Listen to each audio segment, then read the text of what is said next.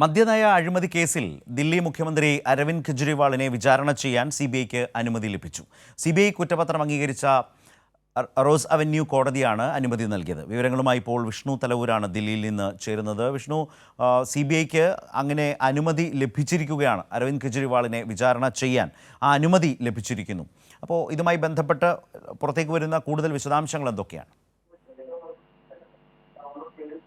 ശരത്ത്, മദ്യനയ അഴിമതി കേസുമായി ബന്ധപ്പെട്ടുകൊണ്ട് സിബിഐ ദില്ലി റൌസ് അവന്യൂ കോടതിയിൽ അനുബന്ധ കുറ്റപത്രം സമർപ്പിച്ചിരുന്നു. നേരത്തെ തന്നെ ഇത്തരത്തിൽ കുറ്റപത്രം സമർപ്പിച്ചതാണ്. അതിന് അനുബന്ധമായിട്ട് ഒരു കുറ്റപത്രം കൂടി കോടതിയിൽ സമർപ്പിച്ചിരുന്നു. ആ ഒരു കുറ്റപത്രം കൂടി അംഗീകരിച്ചുകൊണ്ടാണ് ഇപ്പോൾ സിബിഐ അരവിന്ദ് കെജ്രിവാളിനെ വിചാരണ ചെയ്യാനുള്ള അനുമതി ദില്ലി റൌസ് അവന്യൂ കോടതി എന്തായാലും അല്പം മുന്നേ നൽകിയിരിക്കുന്നത്. അതോടൊപ്പം തന്നെ ഇന്ന് കെജ്രിവാളിന്റെ ജാമ്യാപേക്ഷ സുപ്രീം കോടതി പരിഗണിച്ചിരുന്നു. പക്ഷേ ഇന്നും ഇടക്കാല ജാമ്യം നൽകാൻ സുപ്രീം കോടതി തയ്യാറായിരുന്നില്ല. കെജ്രിവാളിന്റെ ഹർജി സെപ്റ്റംബർ 5 മാറ്റുകയായിരുന്നു.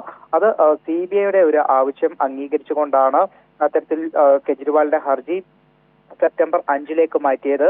ഇതിൽ സിബിഐക്ക് റിപ്പോർട്ട് നൽകാൻ ഒരാഴ്ച കൂടി വേണമെന്ന ഒരാവശ്യമായിരുന്നു സുപ്രീം കോടതിയിൽ സിബിഐ മുന്നോട്ട് വെച്ചത്. അതിന്റെ അടിസ്ഥാനത്തിൽ സിബിഐക്ക് ഒരാഴ്ച കൂടി സാവകാശം നൽകുകയും അടുത്ത മാസത്തേക്ക് ഈ ഒരു ഹർജി കെജ്രിവാളിന്റെ ഹർജി മാറ്റുകയുമാണ് സുപ്രീം കോടതി ചെയ്തത്. എന്തായാലും അതിന് തൊട്ടു പിന്നാലെയാണ് കെജ്രിവാളിന് മറ്റൊരു തിരിച്ചടി കൂടി ദില്ലി റൌസ് അവന്യൂ കോടതിയിൽ നിന്നും നേരിടേണ്ടി വന്നിരിക്കുന്നത്. ശരത്. ശരി വിഷ്ണു.